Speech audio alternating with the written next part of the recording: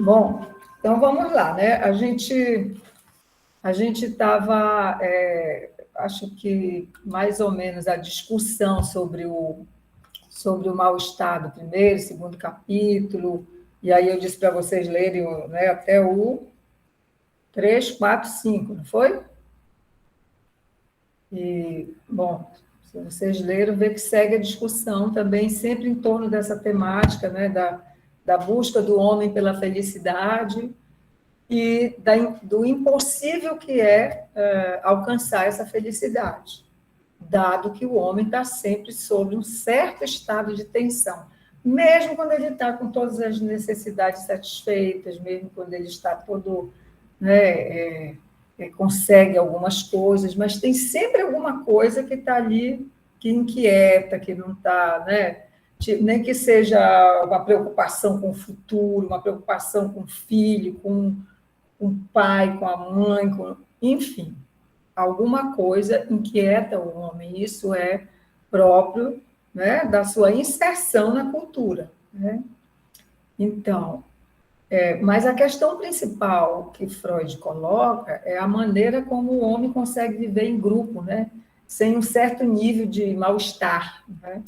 De desconforto frente aos imperativos mesmo que vêm do grupo, né? Todo grupo tem suas normas, estabelece suas regras, seja em que sociedade for, qualquer sociedade, por mais diferente da nossa que seja, tem as suas imposições culturais, civilizatórias, né? Porque é justamente isso que permite ao homem viver em grupo, em sociedade, né? Então, tem expectativas que são do grupo social e tem expectativas que são do indivíduo, né?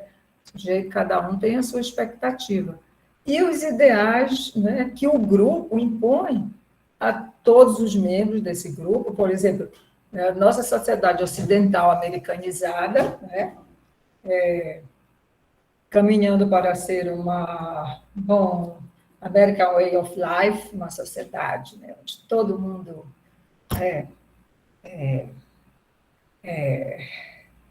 time is money, tempo é dinheiro, então todo mundo tem que correr desenfreadamente, né?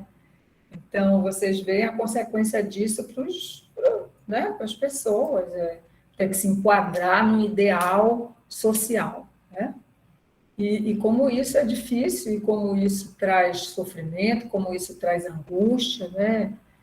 Cada um tem que se haver com um modo de lidar com essa, digamos, essa selva, né? Que é a cultura, driblando algumas imposições e tentando escapar disso, porque senão fica mais difícil ainda, e a fragilidade né, que isso impõe para cada um, no sentido de como enfrentar esse tipo de coisa, né? Então, a gente pode pensar, por exemplo, que seria ingênuo achar que nesse mundo existiria apenas uma coisa que poderia tornar todos felizes, que resolve tudo, né? Por exemplo, como o Freud acho que dá aqui o exemplo do amor, que o amor vai salvar a humanidade. O amor é ótimo porque ele faz laço com a vida, mas ele não é tudo, né? No sentido de que existe o ódio. Onde tem amor também tem ódio, né? E isso ele vai mostrando aí. Então, essa questão, né, da busca da felicidade, dessa, das estratégias que o homem criou para superar as dificuldades inerentes à vida na Terra, né, trouxeram alívio, mas não trouxeram a tal da felicidade que o homem idealiza que existe. Um estado de harmonia absoluta, de ausência de tensão, de nada me inquieta, nada está me perturbando, né? Então, é essa a questão, porque existe um ideal, né? E o ideal que é do grupo e o ideal que é individual, de cada um, né? Então, se o grupo alimenta também os ideais, né? Os ideais que são de cada um. Então, essa aqui, que seria mais ou menos, eu estou retomando aqui a lógica da discussão, né? E aí a gente viu as tecnologias, né? Tudo que o homem criou para minimizar o seu sofrimento, porque, na verdade, Freud vai dizer, o homem criou, né, tecnologias para evitar o sofrimento, né? Para evitar sofrer. Só que, mesmo assim, essas tecnologias minimizam, né? A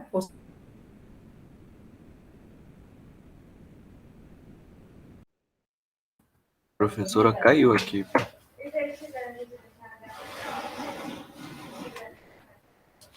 Possibilitam, tiram. Isso, Caiu? deu uma travada, a gente ouviu até minimizam. Ei, voltou? Voltou. Tá, é porque eu estou aqui no. Como é que fala, gente? 4G, né? 5G, sei lá se é 4G, 5G, nem sei mais, me perdi nesse G aí. É o ponto G, pronto. Vocês sabem que é o ponto G, não, né? Então, deixa para lá. Bom, então, a gente estava acompanhando essa discussão, e aí eu disse para vocês que a gente pegaria hoje o texto e veríamos, assim, chegamos a discutir algumas questões do texto, né? E eu vou retomar de onde a gente parou, na discussão que eu acho que foi até a Joyce que trouxe, quando ele fala da comunidade, quando ele fala dos fármacos, né? O farmacon. O farmacon é aquilo que se criou para aliviar o sofrimento e trazer a felicidade.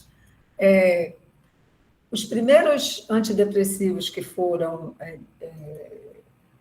fabricados, né, pelos laboratórios era conhecido como a pílula da felicidade.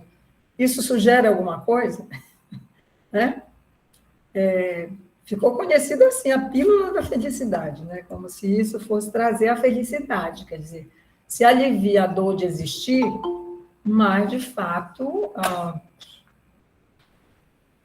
traz a felicidade. Tem gente pedindo permissão aqui.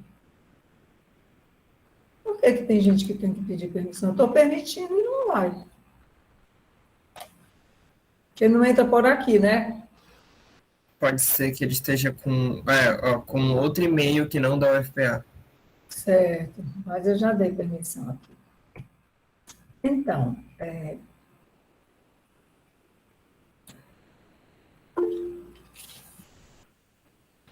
quem levantou a mão? Professora, licença rapidinho, porque agora eu me lembrei do ocorrido em behaviorismo, aí eu vi esse nome e eu não tenho conhecimento desse nome, não.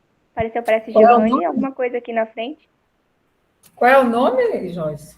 Sei lá, Giovanni, France, eu não me lembro desse aluno, não. Aí eu fiquei receosa, porque eu lembrei do acontecimento que aconteceu em behaviorismo, aí só que eu não me recordo desse nome na turma, não. É verdade, professora. A gente não tem. Peraí, pelo menos eu não sei, vou até olhar lá no grupo. Gente, eu já dei permissão, e agora? Ah, mas a senhora mesmo pode retirar. É só porque na aula de behaviorismo entrou uma vez uma pessoa que não era aluno, mas tinha o mesmo nome de aluno. Ela tocou um funk proibidão no meio da aula, assim, aí meio um tanto traumático. Ah, tá, gente, e agora? Como era o nome? Eu esqueci, era Joane, é? Diga aí o nome. Joane França, professora. Hã?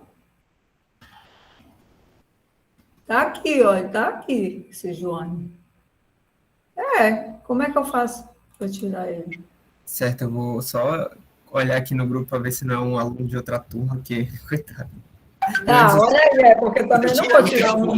Pois é, se Olha, vocês ele está dizendo oi. Ele está dizendo oi. Diga aí, fale aí então, Joane, apareça aí para gente. Joane, sai fazendo psicanálise. Fala aí, Joane. Ele Desculpa, falou Joane. oi.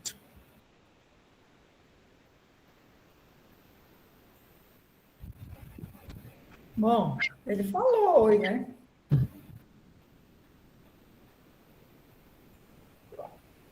que é que eu faço? Eu tiro Sim. ele, se ele não aparecer aí, eu tiro.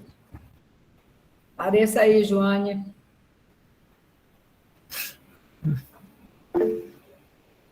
Eu não estou escutando direito a professora. Então, alguém fala com ele aí, por favor.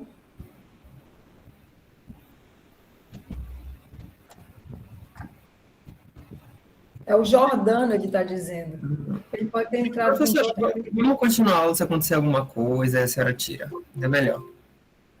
Tá bom, obrigada pela solução aí. Então a gente volta aqui, né, no ponto, porque a gente já falou da sublimação, já falou várias coisas aqui, e aí tem um ponto que ele fala na fantasia, né? Que ele diz assim, na página 71, tá?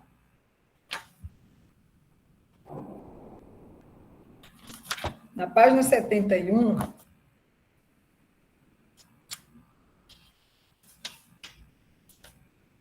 eu acho que a gente já está voltando do que a gente já tinha passado, mas é porque eu não tinha comentado sobre isso, como vocês não perguntaram, eu marquei aqui que eu resolvi que a gente poderia dizer uma palavrinha sobre isso, né? Porque o que Freud coloca aqui é que a satisfação é obtida a partir de ilusões reconhecidas como tais, sem que permita que o seu afastamento da realidade perturbe o gozo.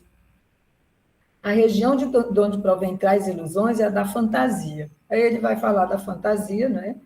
Que ela traz uma satisfação que é da mesma forma daquela satisfação lá, da primeira experiência de satisfação que vocês já estudaram, lembra? É reinvestindo traços minêmicos de uma experiência de satisfação anterior. Então, é mais ou menos esse modelo, né, que a fantasia traria para o sujeito e que traria certamente um certo alívio ao mal-estar, né? Então, esse ponto eu achei importante falar, porque tem a ver com a forma de funcionamento do aparelho psíquico, que vocês lembram, né?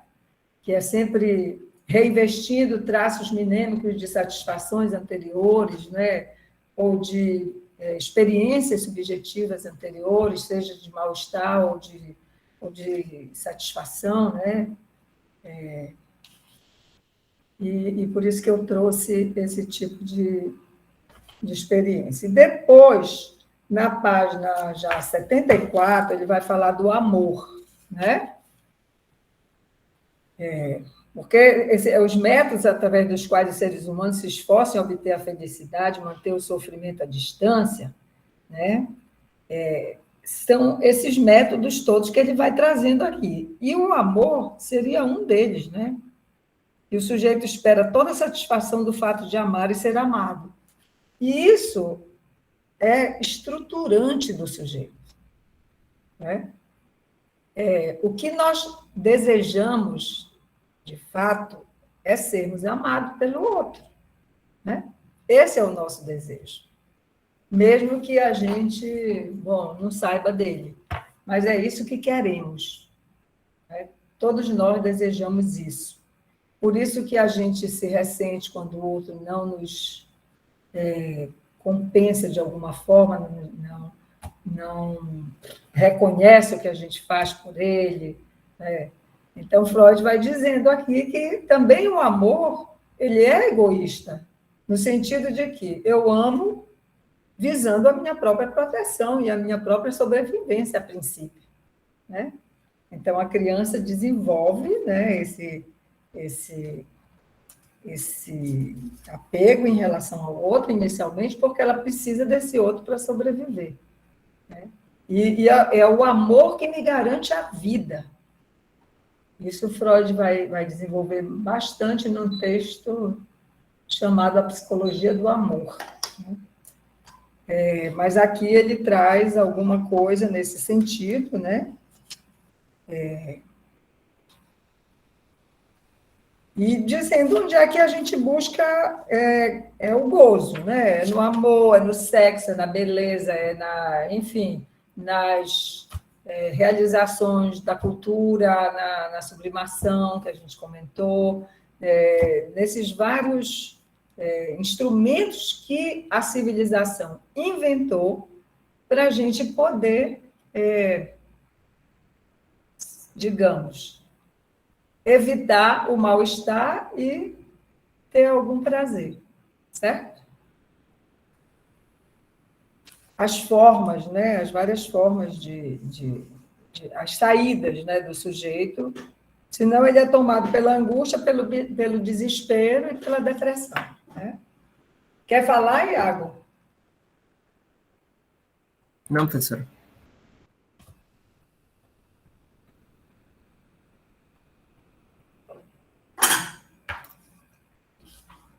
Então, seguimos.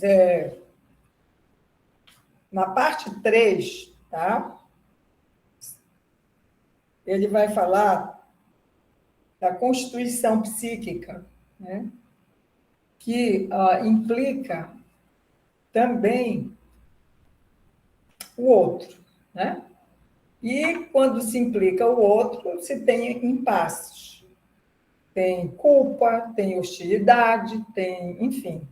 E aí ele vai fazer uma longa discussão sobre a culpa que o homem passa a colocar na cultura, né? E a hostilidade contra a própria cultura que o impede de ser feliz, que impõe a ele regras, que impõe a ele normas, proibições, né? Não pode fazer isso, não pode fazer aquilo. Então, ele vai falar sobre o preço que se paga pela cultura. E ele faz essa discussão falando, já na página 84, ele diz o seguinte. Lá em cima começa, dessa constatação, deveríamos nos contentar em extrair a conclusão de que o poder sobre a natureza não é a única condição da felicidade humana, assim como não é a única meta dos esforços culturais, sem derivar disso que os progressos técnicos não possuem valor para a economia da nossa felicidade. O que é que ele está dizendo aqui, né? Que, embora o progresso da ciência, da tecnologia, facilite a vida do homem, isso não quer dizer que ele vai garantir a felicidade para ninguém. Tá? Porque a felicidade que o homem espera é essa satisfação satisfação, né, plena de tudo, né? Não ser frustrado com nada, ter toda a satisfação que ele deseja, o que é da ordem do impossível. Né?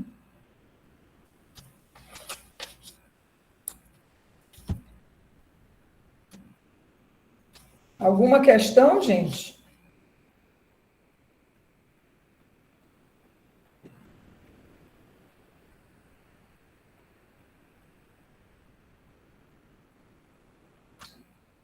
Tem tanta coisa linda nesse texto, sabe? Nada chamou a atenção de vocês. Que eu apresentei o geral dele, né? Então, eu espero que vocês tenham se inquietado com tanta coisa, né? Tanta coisa que Freud coloca aqui, que a gente pode... esse texto, eu disse para vocês, é considerado um texto cultural, né? Mais social da psicanálise, e ele nos serve para analisar os fenômenos contemporâneos, aquilo que está acontecendo no mundo agora. Joyce, diga. Professora, nessa parte 3 eu achei interessante quando ele comenta, pelo menos eu entendi assim, não sei se eu entendi errado, mas quando mais no final, ele depois de ter falado sobre a ordem, sobre a beleza, etc., ele comenta sobre que, por exemplo, a gente pode não ver de maneira mais clara assim, a utilidade disso, mas ele dá a entender que é como se fosse um desvio funcional, esse tipo de atitude, tanto da ordem quanto da beleza. Eu não sei se eu entendi corretamente, mas eu achei interessante a forma como ele colocou. E você entendeu o que com isso, Joyce? Que No caso, seriam os mecanismos de desvio da pulsão, por exemplo, daqueles desejos mais primitivos. A questão de você desviar para algo que é socialmente aceitável, como se fosse a beleza, ou até a ordem, né? Essa questão da repetição por coisas que, às vezes, pode ser até meio que não se enquadrem meio que prejudiciais ao indivíduo, porque ao mesmo tempo que ele fala, e a ordem tá beleza, tá te ajudando a manter ali um certo, entre aspas, bem-estar mais grupal. Mas, ao mesmo tempo, tu abre mão de muitas coisas para participar ali daquela ordem. Aí fica sempre nesse jogo de contradições. Aí eu achei interessante quando ele colocou esse raciocínio bem mais pro final, assim. Eu vou ver se eu localizo aqui no texto, mas eu achei interessante. Sim, sim, muito bem. É um comentário interessante, a gente, né, já comentou um pouco na aula passada, mas eu gostaria da participação de vocês mais, gente,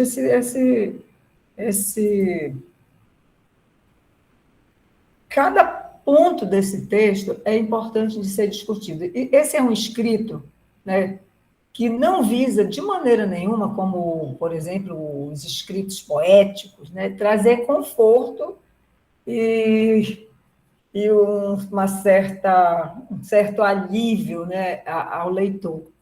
Mas ele apresenta um caminho de análise do sujeito e uma reflexão sobre a sociedade.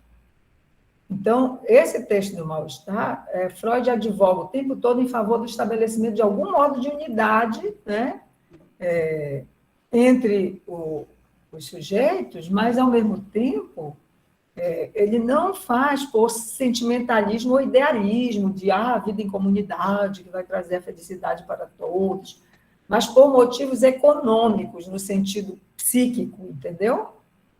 Porque para enfrentar as tendências destrutivas, né?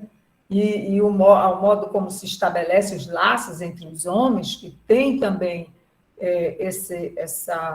esse componente, esse elemento da destruição do outro, né? Porque tem a agressividade que é pulsional, né? Aquele que me impede de satisfazer o meu desejo, aquele que me impede de satisfazer, né, aquilo que eu quero, esse eu odeio. Eu não quero saber dele. Ele é para ser destruído.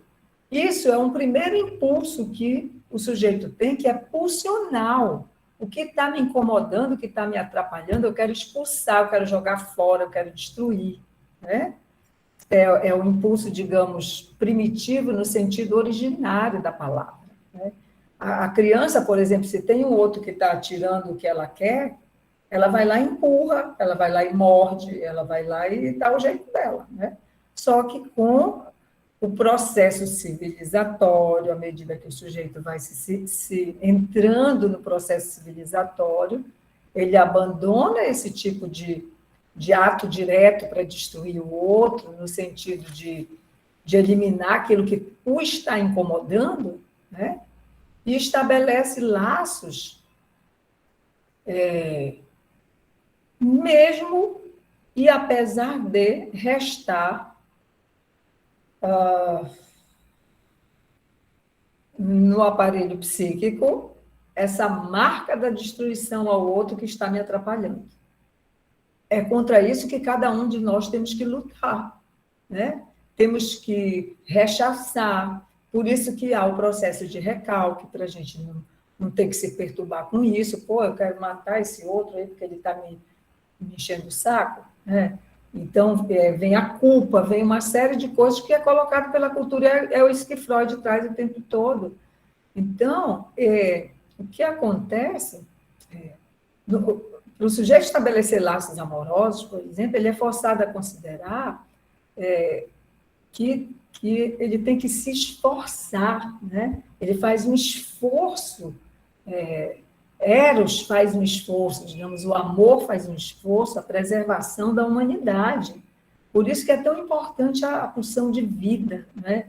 Que se alia a Eros, a isso que preserva a humanidade. E a gente só consegue preservar a humanidade juntos. Eu falei isso no início da aula, quando eu falei do Krenak, né? Mas não faz isso sem indicar o seu limite, porque mesmo que eu viva junto, tem um outro lado que ele vai apontar aqui como opção de morte, que ele já trabalhou, né, que vocês viram, que nos adverte o tempo todo sobre a contrapartida que acompanha essa unidade ou essa união estabelecida pelo amor entre os homens.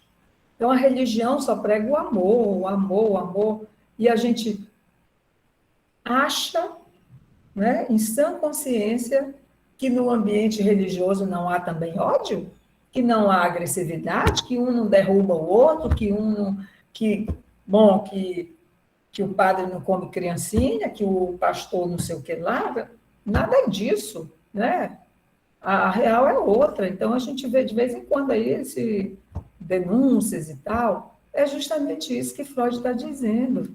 Então, a gente precisa estar advertido sobre a contrapartida que acompanha todo o grupamento humano. Toda vez que a gente se alia a um outro ou a outros, né, tem uma contrapartida de uma luta interna importante que a gente precisa reconhecer, né? Porque há aí um incremento da agressividade que é inerente à dimensão que é dual, ou seja, entre duas pessoas, né? A dimensão dual também, tipo assim, a exacerbação daquilo que é a severidade do super-eu, né? Que quer agredir, destruir, né? Mas, ao mesmo tempo, ele não pode fazer isso, né? Porque tem uma moral que impede. E ainda bem que tem isso, senão os homens iam se destruir um ao outro, né? Mais ainda do que já fazem. Porque agora, o que é que Freud vai falar mais lá adiante? Ele vai falar do narcisismo das pequenas diferenças. Aí não é um indivíduo destruindo o outro indivíduo, mas é um grupo destruindo o outro. Cada grupo acha que é melhor do que o outro. Veja os grupos religiosos, veja os grupos patrióticos ou políticos, né? Seja lá o que for, a xenofobia que se tem em relação ao outro diferente. Aí ele vai falar desse encontro com a alteridade, como é difícil se encontrar com o outro diferente, né? E aí, exatamente essa ideia de que aquilo que a gente estudou sobre a constituição psíquica do sujeito, as marcas psíquicas, os traços mnêmicos, os modos de satisfação direta, os desvios da pulsão, tudo isso opera o grupo, entendeu? É isso que Freud está tentando mostrar desde do início desse texto, quando ele traz lá a questão do sentimento oceânico, a sensação de fazer um com o próximo. Ah, que maravilha! Eu encontrei Jesus, por exemplo, uma experiência que me fez sentir pleno e não sei o que lá.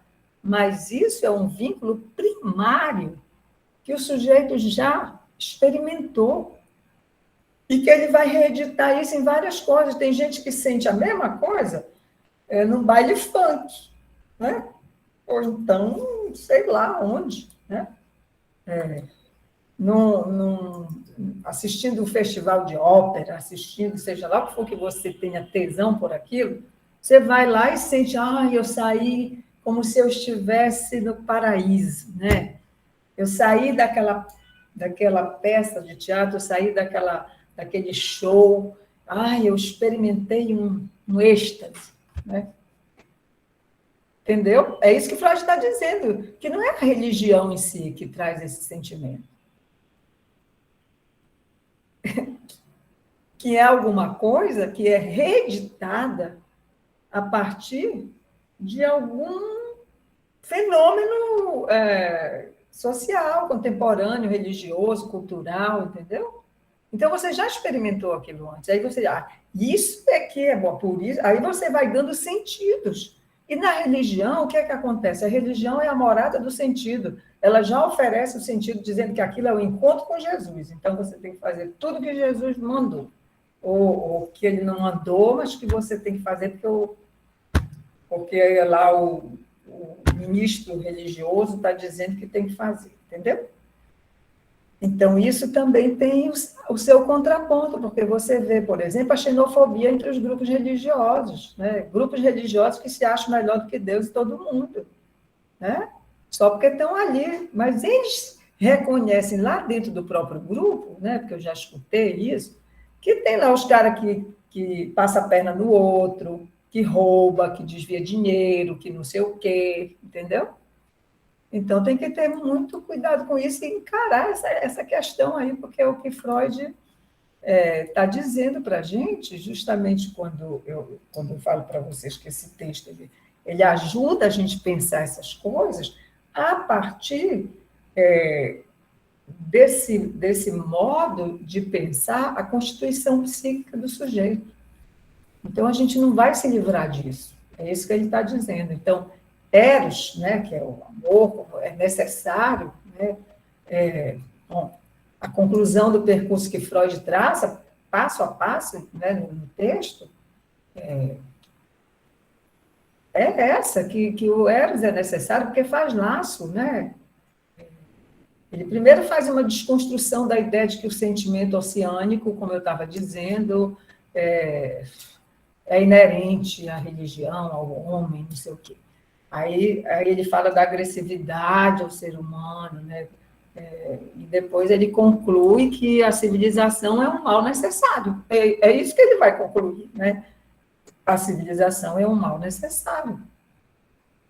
Então, é justamente isso que Freud tenta mostrar nesse texto e que eu tento apresentar de um modo geral para ver se vocês tomam, então, a partir do que eu estou dizendo, questões aí que estão no próprio texto, entendeu?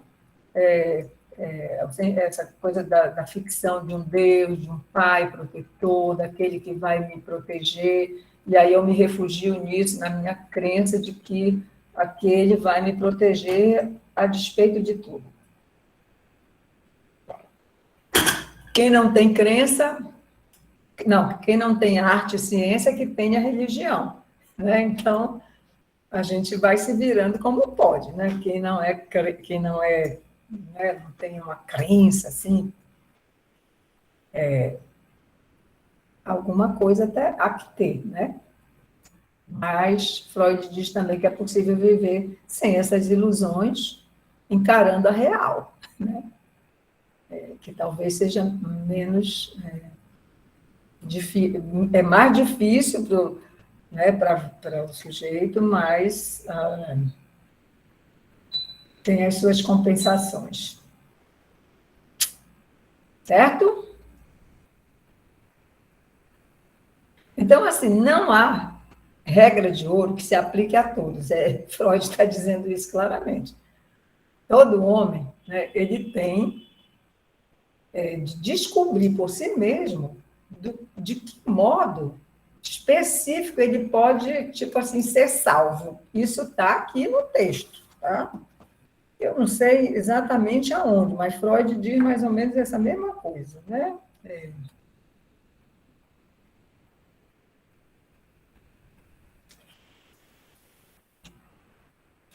E aí ele vai entrar naquela discussão, né, sobre... eu não sei se vocês já estudaram história, não sei o que é que vocês estudaram em história, mas tem um livro fantástico que é o Processo Civilizatório.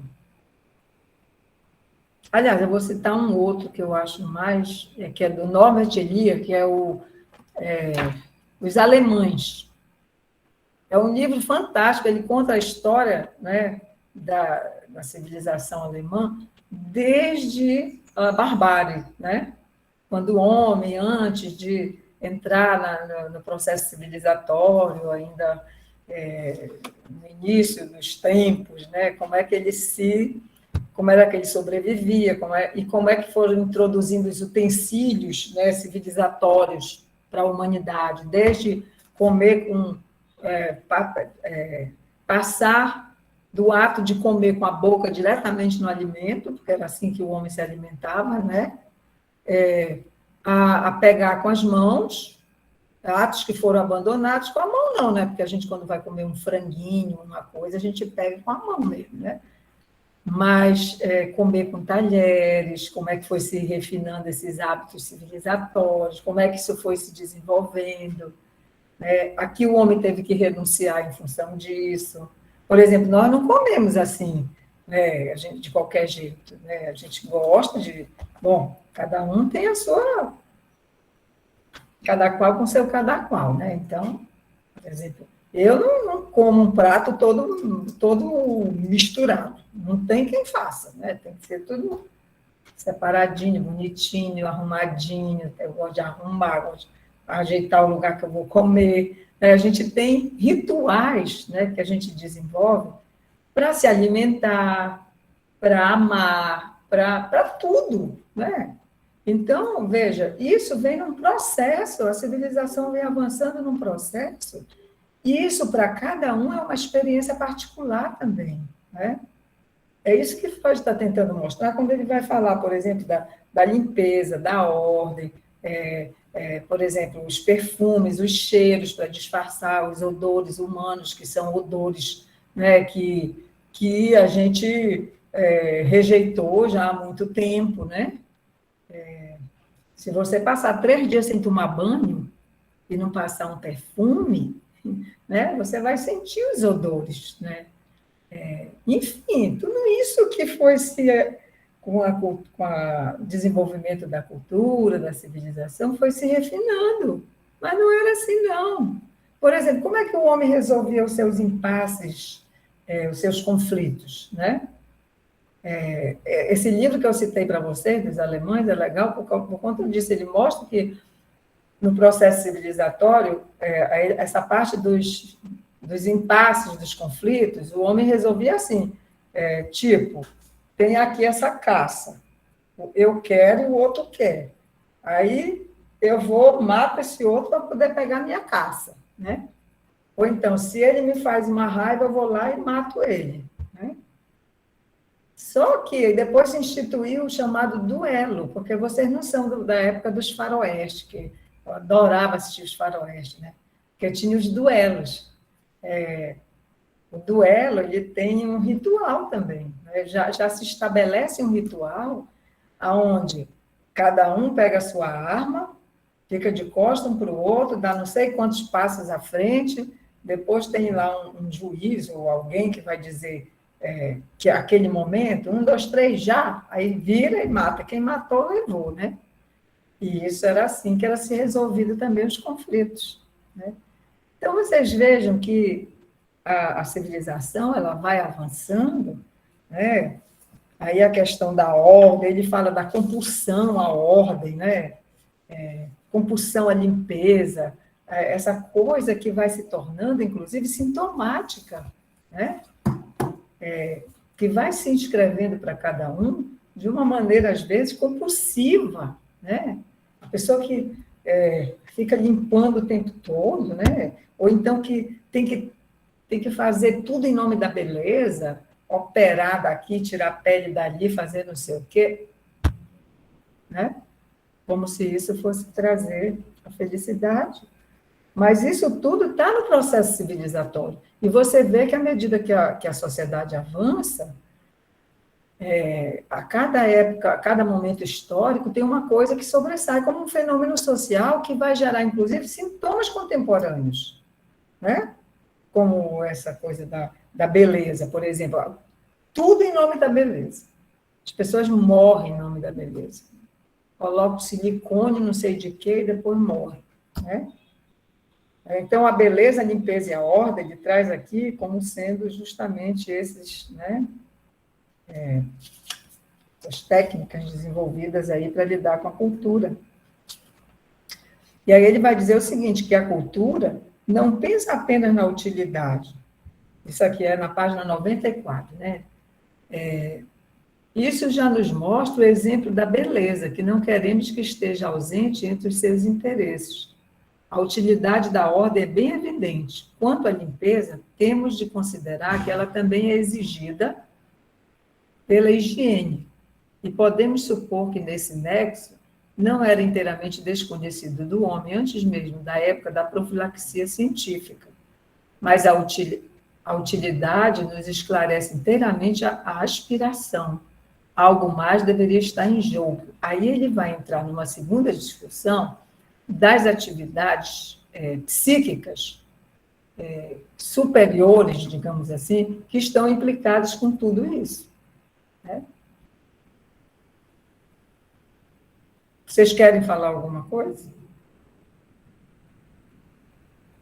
Tocar num ponto qualquer do texto, que aí eu fico achando que vocês não leram, e eu sei que vocês leram. Muitos, né? Professora, não é exatamente do texto, mas é porque eu tenho muito problema com questão de termo. Eu já falei para de termo não, de conceito, eu já falei para a senhora. E aí, no início, já passou um tempo que a gente estava trabalhando com a questão da felicidade, a gente ainda está, né? E aí eu queria saber se a psicanálise ela tem um conceito formado de felicidade, ou se a felicidade ela se dá de acordo com o processo de crescimento. Não de crescimento, mas eu não sei que palavra usar aqui nesse caso. Olha, melhor do que perguntar se a psicanálise tem um conceito de felicidade, é perguntar qual é o seu conceito de felicidade particular.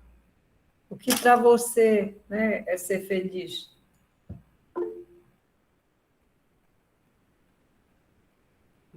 Joane levantou a mão, cadê? Professora, licença, eu acho que para o Freud, felicidade é quando a gente faz tudo aquilo que a gente deseja, entendeu? Porque o Freud até fala no texto dele que o homem civilizado, ele trocou uma parcela da felicidade por segurança. Ou seja, ele deixa de agir pelos desejos dele para ter a segurança da civilização. Uhum. Muito bem. Até porque, para Freud, essa tal felicidade não existe. Né? O que existe são momentos de prazer que você obtém, para logo em seguida ter uma tensão qualquer que vai lhe perturbar. Entendeu? Então, não é possível ser feliz o tempo todo, no sentido idealizado, né? Até pela literatura, pelo romance, pela religião, pela sei lá o quê, né? Então, esse ideal de felicidade, aliás, eu vou dizer ao contrário, a felicidade é um ideal. Ideal é aquilo que não existe. É só um ideal, né? Está só na nossa imaginação. Então, quem se julga infeliz o tempo todo, bom, não consegue ter nenhum momento de felicidade, né? Então, é preciso que, de fato, isso que se inventou, né, no sentido da idealização, que é possível viver sem tensões, sem preocupações, sem frustrações, sem tudo isso, como a Joane falou, né?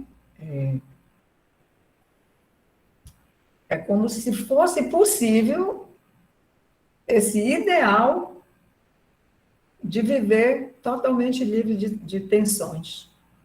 E isso não é possível. É isso que Freud mostra, né? Então, a felicidade para a psicanálise é ter prazer. O prazer é diferente do gozo. O gozo é aquilo que você supõe absoluto, né? Então, o prazer é você ter prazer com o seu trabalho, com o seu estudo, com o seu...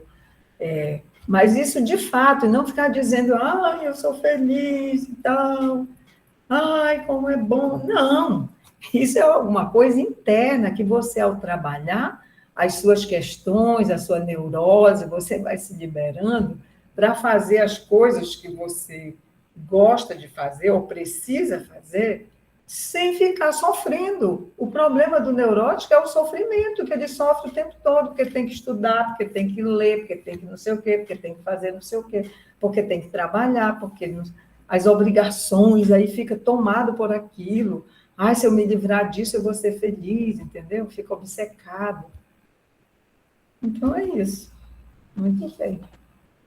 Então, não há Freud, inclusive, coloca aqui na página 95, ele diz assim: por fim, aquilo que se pode chamar de formações de ideal do homem, suas ideias acerca de uma perfeição possível do indivíduo, da nação, de toda a humanidade, e as exigências que essas formações colocam com base em tais ideias.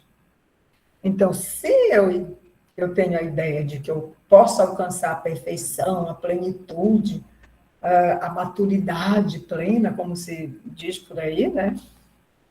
Então, eu vou pagar um preço por isso, porque eu nunca vou estar feliz, nunca vou estar contente, nunca vou ter prazer, porque o meu ideal eu não vou alcançar, né? Quando você cai na real, isso a gente só cai na real a partir mesmo de uma análise, né? Aí isso deixa de ser uma questão, né? Então, tem a coisa, né, que oscila entre aquilo que eu ganho quando eu renuncio às pulsões, né, e o prazer que é possível ter para poder ter os benefícios da cultura, entendeu? É por aí. O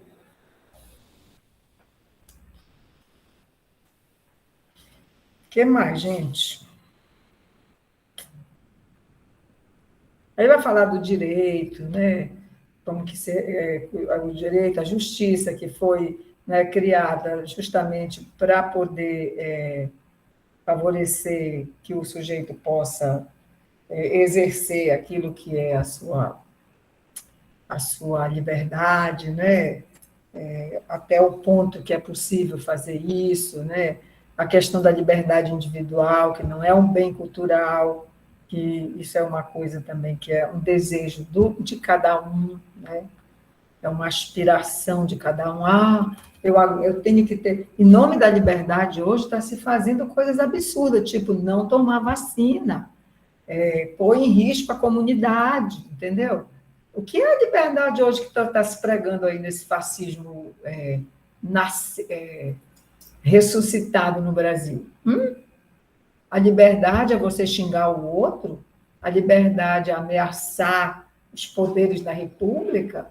A liberdade é destruir o outro? É isso que é liberdade? Né? Então, está um equívoco tremendo em relação a isso, né? Então, o que Freud vai dizer é que isso está no cerne também da questão do sujeito, porque ele vai defender a sua pretensão à liberdade, né, individual, contra a vontade da maioria. É isso que está acontecendo, o individualismo absoluto, que é um modelo americano que coloca aí as pessoas hoje tudo deprimida. Você vê o que a sociedade americana é uma das o maior índice de depressão, maior índice de medicalização, entendeu? Porque é a sociedade do individualismo. Ninguém quer saber do outro. Não precisa de ninguém, não precisa de ninguém uma ova, todos nós precisamos de alguém, né? Se não precisamos agora, num determinado momento, já precisamos lá atrás, e vamos precisar se ficarmos velhos. Se tivermos a felicidade, né, de ficar velho, porque eu quero ficar velho, quero viver 120 anos. Mas eu sei que, que daqui a um tempo eu vou precisar de ajuda, eu vou precisar de muleta, eu vou precisar de bengala, eu vou precisar de alguém que possa me acompanhar nas coisas. E aí o que é que se faz? Coloca os velhos nos asilos e deixa lá eles morrerem. Bom, não é para ninguém ficar triste, não, mas é por aí. Tá? Então, bora ver comentário de vocês aí, vai. Peguem outro ponto aí. Aí na parte 4, né? Eu já falei do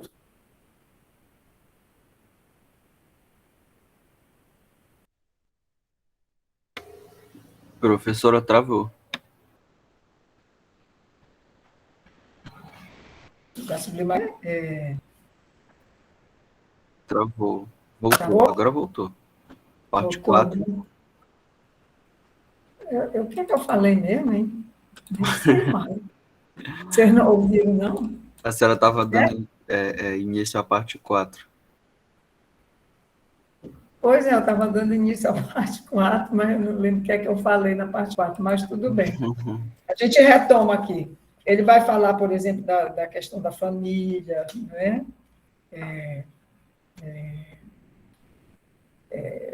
Quais são os fenômenos, né, que acontecem interfamiliares, no sentido de como é tratado, por exemplo, a satisfação pulsional, como é tratado a possibilidade de proteção do outro, né? Ele vai falar uma série de coisas, né, citando top e tabu, tudo isso, né? Vai falar da aliança entre irmãos, né? Da figura de autoridade de um que é o chefe da família, ou uma que é a chefa da família, ou alguém que é aquele responsável, inclusive, né, pela sobrevivência daquela família inicialmente, né? E que isso tem graus diferenciados de hierarquia dentro de toda a família, né? E aí ele vai desenvolvendo também essa parte mais histórica, falando da sobrevivência, né? E até chegar num ponto que é muito importante, né?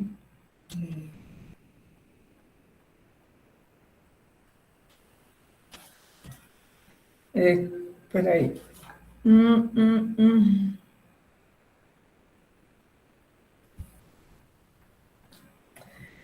Que é como essa estrutura familiar, né, ela vai gerar uma dependência no sujeito em relação a essa estrutura, né?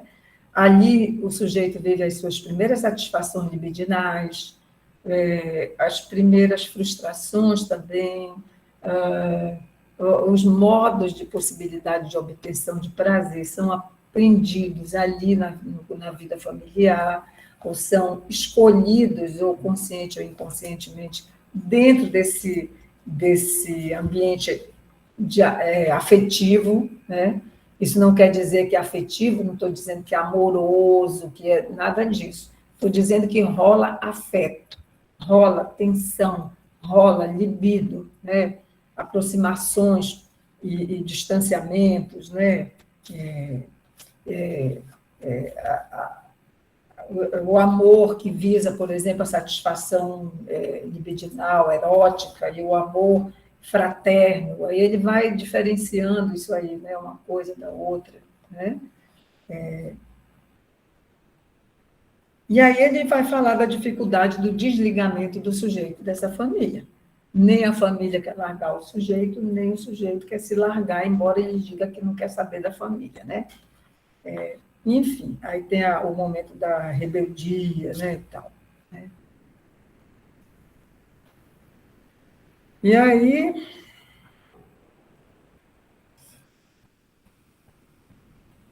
na página 111, né, ele vai falar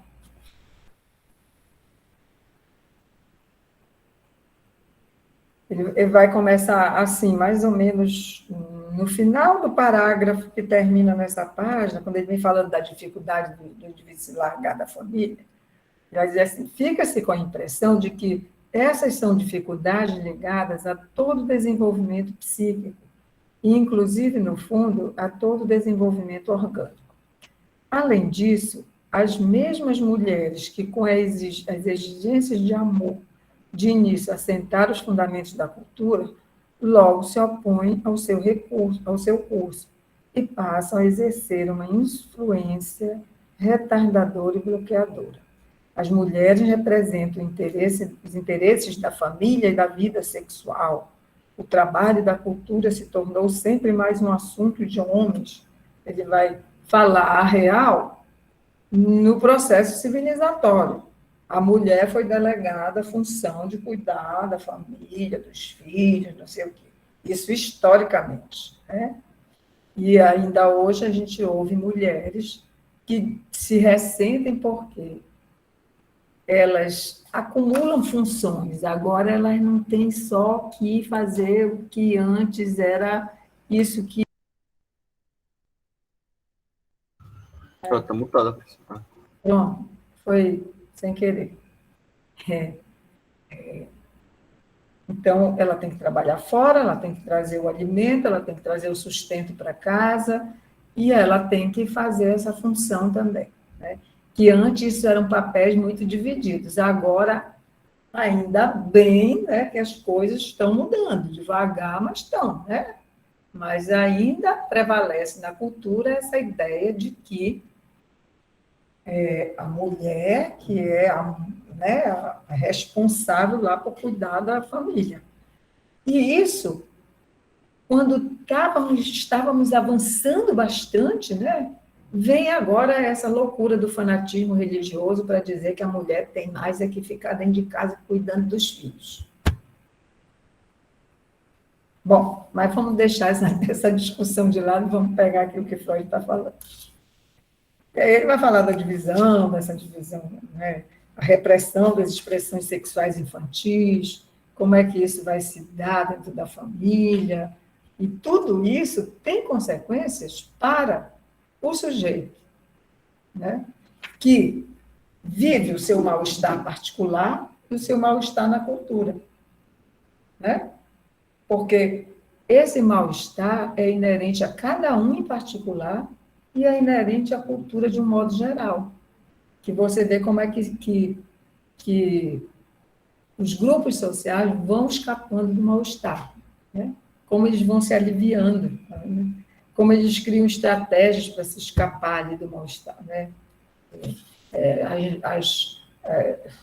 As revoluções, as rebeliões, as medidas preventivas contra isso, contra aquilo, enfim, tudo que aparece nos grupos sociais são medidas que Freud está dizendo que têm suas raízes no modo como o sujeito é contido nas suas pulsões dentro da sua família, né? De forma mais severa ou menos severa, mais isso, mais aquilo. Então, gente, digam aí alguma coisa sobre isso.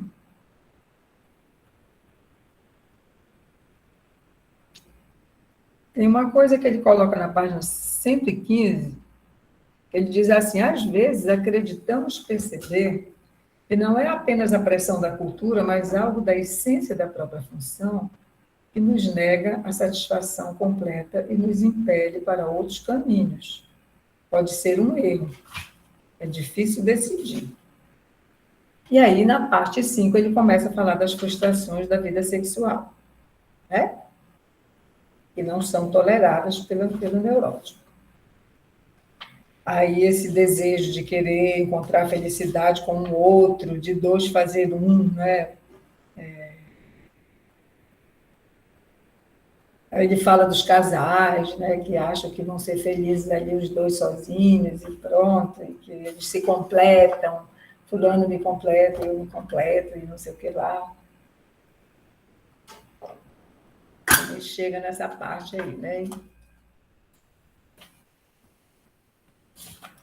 E aí tem os interesses pessoais, né?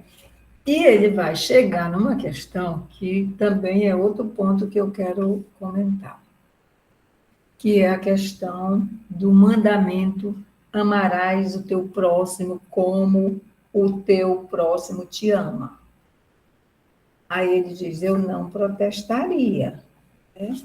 Mas só que o mandamento não é esse, é amarás os teus inimigos, né? E depois, amarás o teu próximo como a ti mesmo. Ele vai dizer que isso é uma tarefa, é um mandamento impossível, né? Credo que absurdo. Está aqui na página 122, tá? Se vocês quiserem comentar sobre isso, podem comentar, né?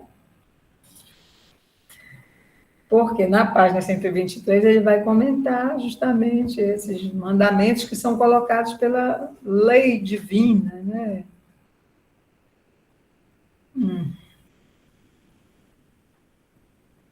É muito legal a maneira como ele vai, às vezes até jocosa, como ele vai dizendo, ele vai soltando esse tipo de, de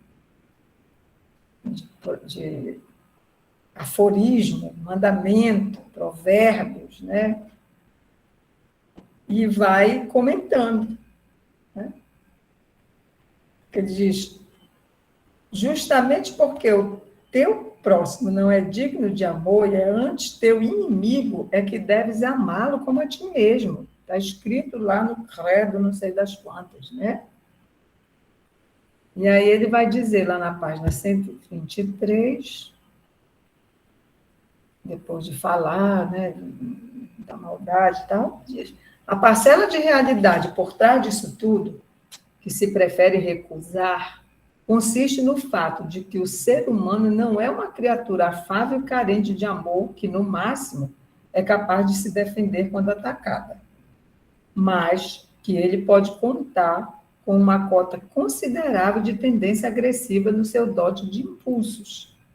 Por esse motivo, o próximo não é apenas um possível ajudante e um possível objeto sexual, mas também uma tentação para se satisfazer nele a agressão, explorar sua força de trabalho.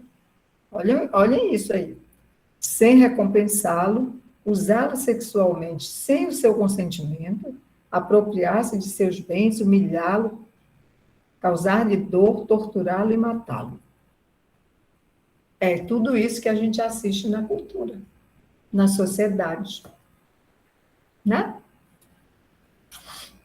Enfim, aí ele vai falar das inclinações agressivas, né? E aí ele vai dizer como é que isso se contém a princípio, né?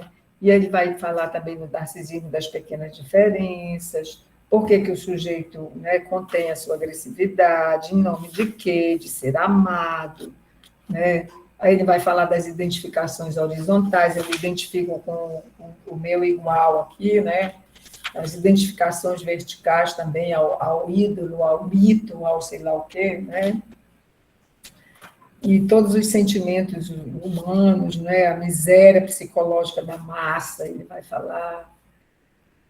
Bom, e aí ele vai dizer o seguinte, que a pulsão, né, é a resposta à demanda do outro, concerne ao corpo. E aí ele vai, na parte 6, justamente falar sobre a pulsão. Ele vai retomar todas as camadas. Essa parte 6 ela é muito importante, porque ele vai fechar tudo isso que ele traz antes, né? Ele vai fechar com os argumentos pulsionais da constituição psíquica. Ele vai retomar, por exemplo, os caminhos da libido, dos investimentos, do narcisismo. Então, tudo isso ele vai tomar, a pulsão de morte, coisa que a gente estudou, né, para fazer uma leitura do que acontece nas relações sociais, para o bem e para o mal, certo? Então, eu queria apresentar para vocês esse texto, porque eu acho que esse texto ele é muito importante, né?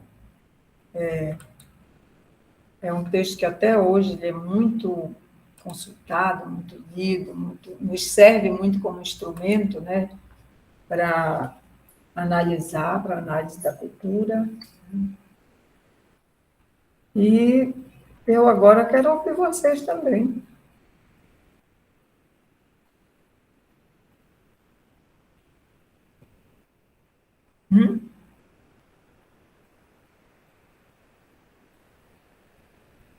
O que ficou para vocês disso tudo, gente? Se é que vocês estão aí, né? Eu estou aqui me esforçando para falar do texto para vocês, né?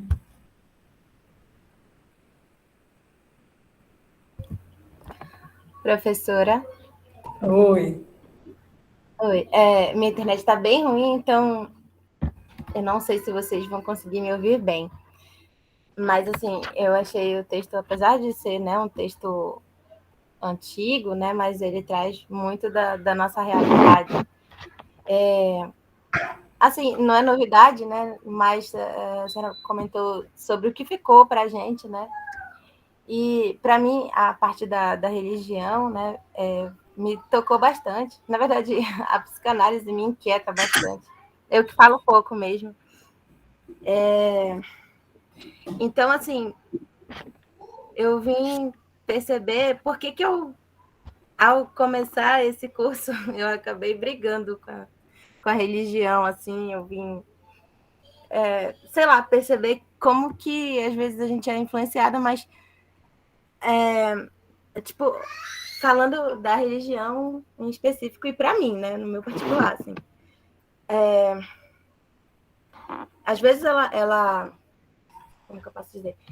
Representa ali a salvação, né? Representa momentos ali de felicidade, né? Como Freud coloca, né? Que a gente não é feliz, mas a gente tem momentos felizes. Mas só que às vezes parece que a gente fica meio alienado ali da realidade mesmo. Então, para mim, né? Tô falando isso para mim. Eu sei que para muitas pessoas já é algo bem, bem importante. Foi isso assim que ficou. E também, né, aquela questão da realidade, né? Como ela limita a gente, de certa forma. Porque a gente nasce e tá ali, tudo perfeito na nossa mão e tudo. Depois começam a aparecer os limites, né? O primeiro limite é o limite corporal, né? Que a gente começa a perceber que o nosso corpo não é capaz de fazer tudo o que a gente quer. Né? Aí vem o limite das convenções sociais e tal, as normas e tudo. E tem mais um outro limite aí que eu não estou me lembrando agora. Se eu não me engano, são 3 coisas aí que a gente descobre, né? E que a gente sempre quer dar um jeito de ultrapassar, né? Esses limites. Então, meio que foi isso assim, que eu estou conseguindo organizar aqui agora, rapidamente falando. Ótimo, Maria Isabel, muito bem. Professora, o Marcos fez uma colocação aqui no chat que eu achei interessante. Ele falou que para ele ficou clara a ideia de que não basta ter o desejo para se fazer o que quer, é preciso ter condições na realidade. Isso contrapondo o discurso que desconsidera as circunstâncias, acreditando que as dificuldades são resistências pessoais. Sim, sim. Eu tive uma dificuldadezinha de escutar do meio para o final a colocação do Marcos, né? Você pode reler ou dizer com as suas palavras aí, porque estava barulho, eu não escutei. Está fechado o seu áudio. Professora, para mim ficou mais clara a ideia de que não basta ter desejo para se fazer o que quer. É preciso ter condições na realidade. Isso contrapondo o discurso que desconsidera as circunstâncias, acreditando que as dificuldades são resistências pessoais.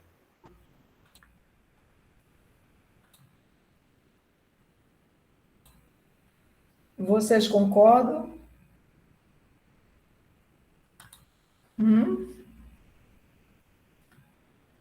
Bom, eu não sei por que o Marco deve ter problema com o áudio, né? Isso que ele pediu para você colocar, mas enfim.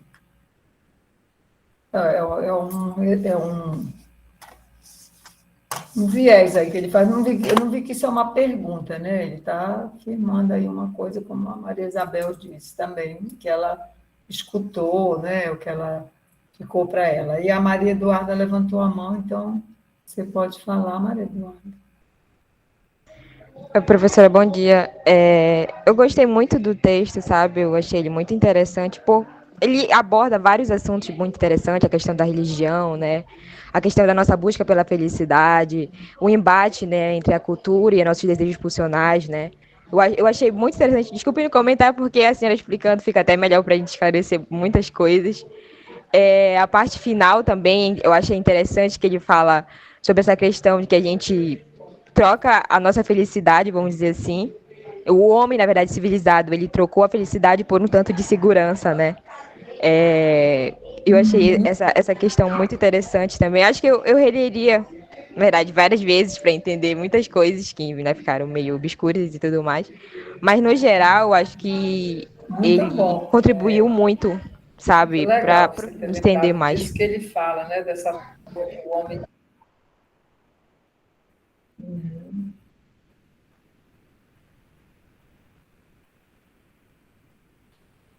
Muito bem, Maria Eduarda. Né? Você trouxe essa questão aí da troca que a gente está sempre fazendo pela segurança, a gente, né, abre mão de muita coisa, né? É assim, né? Professora, Oi. esse pessoal, como a senhora responderia? Esse pessoal que é contra a vacina, eles estão agindo para satisfazer os seus próprios desejos ou eles estão agindo sob uma doutrina? Muito boa a sua colocação, a sua questão. Porque não é apenas uma questão de satisfação, né? Eu dei o exemplo quando eu falei do individualismo, porque isso é em nome de, né, de um desejo pessoal, o indivíduo está se sobrepondo à cultura. Eu usei isso como exemplo para falar daquela parte do texto, onde Freud coloca nessa que o sujeito, o indivíduo ele se submete à civilização, à cultura, porque senão ele não sobrevive, né? E que esse fomento, esse incentivo a um individualismo exagerado leva, né, a uma desconsideração da comunidade humana, né, do grupo social e tudo. E aí você perguntou uma coisa muito legal, por quê? Porque é isso mesmo, o sujeito acaba sendo levado a fazer essas escolhas, porque esse individualismo, essa ideia individualista, ela é uma doutrina, né? Que eu até falei da cultura americana, né?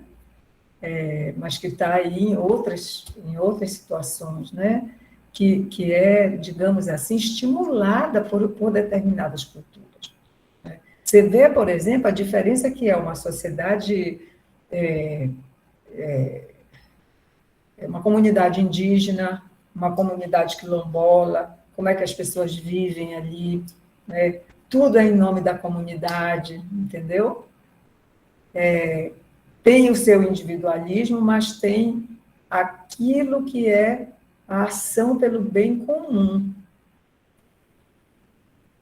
Isso é próprio dessa cultura. Então, se na nossa cultura está se injetando esse tipo de ideologia do individualismo, é porque isso está sendo doutrinado, sim, no nosso povo, né? E, bom,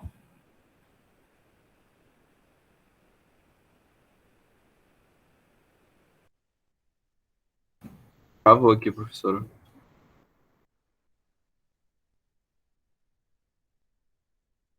é esse tipo de a oportunidade que eu tenho. Voltou? Voltou? Voltou sim. Bom, então eu disse que a gente não pode perder a oportunidade, sabe, de lutar contra isso. De alguém que fala, eu não vou tomar vacina, porque. Né? Então, se é doutrina, se eu sou doutrinada, eu também tenho responsabilidade se eu aceito isso como uma carapuça, entendeu?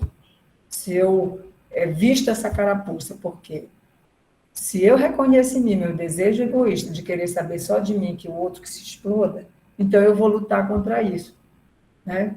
O meu dever ético enquanto sujeito humano que vive em comunidade é lutar contra isso que é uma tendência humana de ser agressiva com o outro, de todos aqueles sentimentos que são condenados, a inveja, o ciúme, não sei o quê. Então, eu tenho que condenar isso em mim. E se isso, né, para mim, vai me satisfazer individualmente, vai prejudicar no meu grupo social, eu tenho que renunciar a isso, até porque não tem argumento, né, sobre essa questão da vacina, e é muito mais doutrina, né, Johnny, do que outra coisa. Porque qual é o fundamento científico disso? Se está provado cientificamente que as vacinas já livraram quantas pessoas de ficarem paralíticas, né, paralisia infantil, tuberculose, não sei o quê, essas doenças estão voltando, que as pessoas estão enlouquecendo. Mas aí a gente vai ter que parar a aula, porque já está na hora. Então, a gente só vai ter aula agora, terça-feira. Não esqueça, tá? Ok?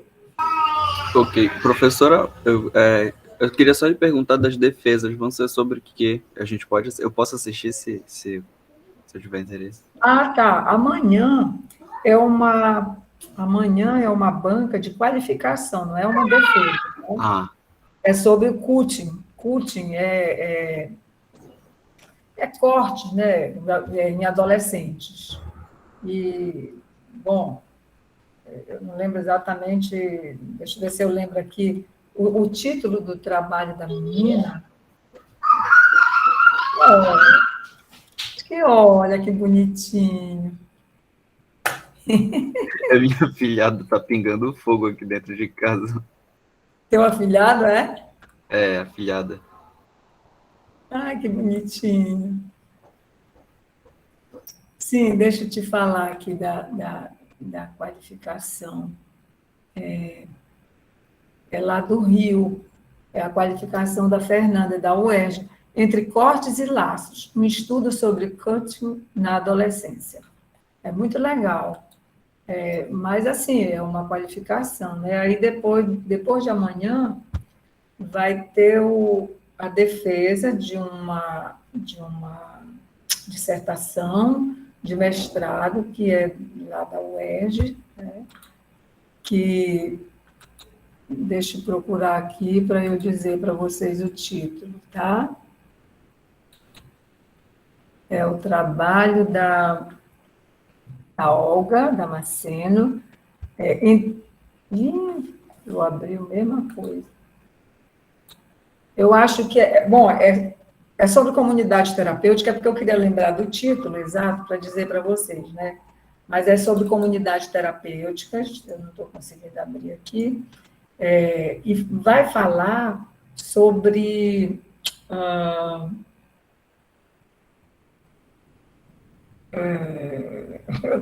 é tanta coisa, gente, que é quase 150 páginas.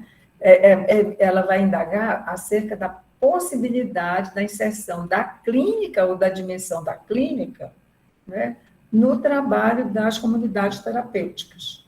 Não é comunidade terapêutica essa que está sendo aí fomentada pelo governo federal, não. É como é que fala?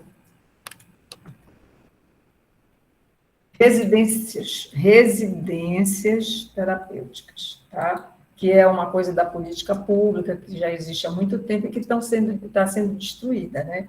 Então, ela vai falar da articulação dessas comunidades com o tratamento da psicose dentro da construção do caso clínico, é mais ou menos isso, tá? Então, é sobre o trabalho com a psicose nesses locais, né? E tomando a arte como uma possibilidade de fazer a amarração do sujeito psicótico na cultura, tá? E na sexta-feira é uma defesa também, que é sobre o autismo, né? Sobre as dificuldades na linguagem, né? As crianças que têm dificuldade com a linguagem, tá? Os tropeços da linguagem, também não lembro de todo tipo, mas é isso. Se vocês quiserem assistir, eu posso mandar lá no grupo do Zap